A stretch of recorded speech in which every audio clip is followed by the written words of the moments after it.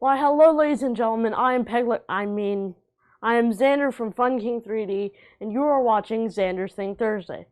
This week, I'm a pirate. Xander's Thing Thursday, hey, bringing 3D printed things every single Thursday. It's Xander's Thing Thursday, yeah, Xander's Thing Thursday. First of all, I love this model and it's super fun to play with. It printed in place like this, and when it came off the bed, we had to work the blade a little bit so that it would come out, but now I can do stuff like this. This is the collapsing pirate sword print in place by 3D Printing World on Thingiverse. There will be a link to it in the description below. This was printed in Rhino Reel mystery filament made by Keen Village Plastics. It was printed on the AM8 with a 205-degree nozzle, a 60-degree bed, and a 0.2 layer height. It took approximately 13 hours and 20 minutes to complete the print. And you can do fun stuff like this.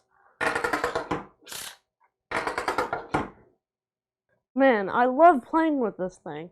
What do you got? This! Oh! I've always wanted to do that! I guess that'll be the end of this week's episode. I have to go dispose of a body now.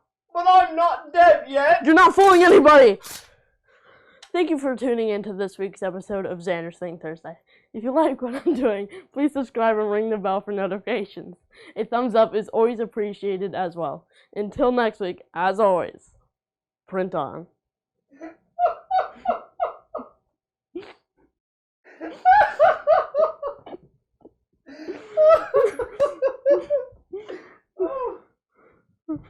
I'm really not dead.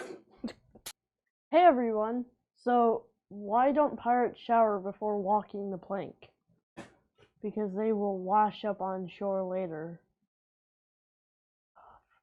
That